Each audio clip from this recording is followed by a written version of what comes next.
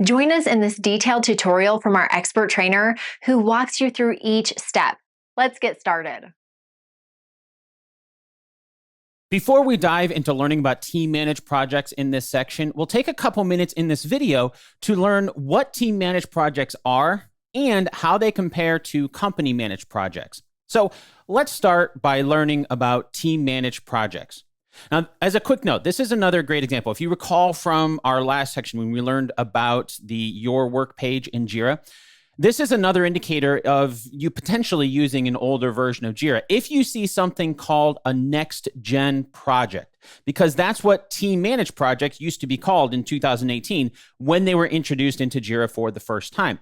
Now, they were rebranded to team managed projects in 2021. So I just want to point this out because it's another great opportunity to see if you're using an older version of Jira. With that said, even if you are seeing next-gen projects, you can still follow along. But obviously, some things have changed since 2021, so you might see things a little bit differently. However, the core concept of next-gen projects and team-managed projects has always been the same. And that core concept is that they don't require any special permissions to create. In other words, they can be managed completely by your team instead of relying on your company's Jira administrator, hence the name, team-managed projects. There is a caveat to that, though, because Jira administrators can control who has permission to create team-managed projects. So if you can't create a team-managed project and you think you should be able to, reach out to your Jira administrator. So here's an example of some entities in two different team-managed projects. And you'll notice that the entities for Project A are different than Project B.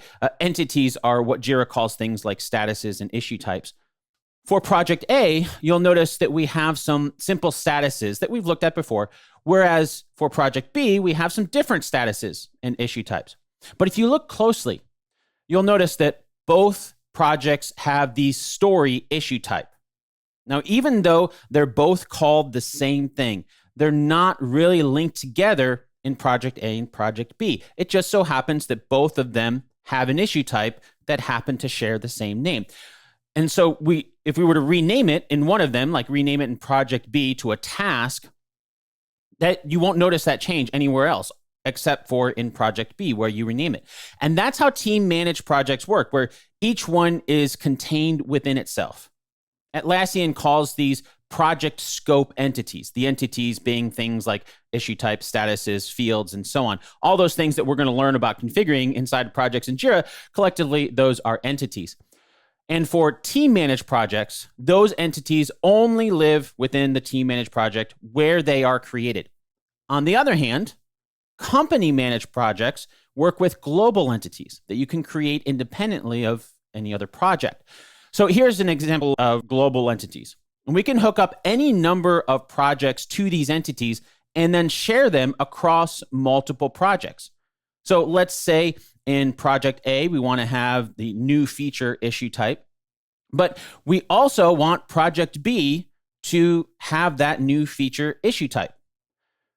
Now, what's cool about this sort of setup is that if we wanted to change an issue type, then that'll happen across the projects that are using that issue type, right? So unlike in the example before where we changed a story to a task and it didn't change anywhere else, that would update. So maybe instead of using a new feature issue type, we want to use the subtask issue type. That would get reflected across any of the projects that we have hooked up.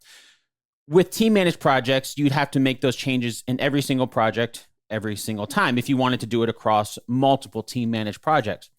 So you can start to see how this can be a great way to manage your company's Jira projects overall, because the more projects and entity your organization has, the more complex things can get. And that's another great reason why when you're using specifically company-managed projects, you're probably not going to be creating them for every single new project that you have to do at work, like we learned about earlier.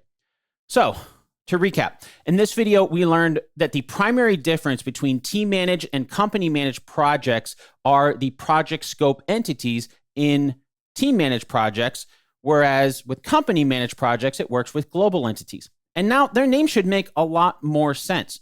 Team managed projects can be created and managed by anyone on your team because they have project scope entities that are contained within that individual project. Then there are company managed projects which use global entities, so they have to be created and managed by your Jira administrator. Or if you are that Jira administrator, we're going to learn more about that later in this course as well. Are you happy with this training? Make sure to subscribe for more great content.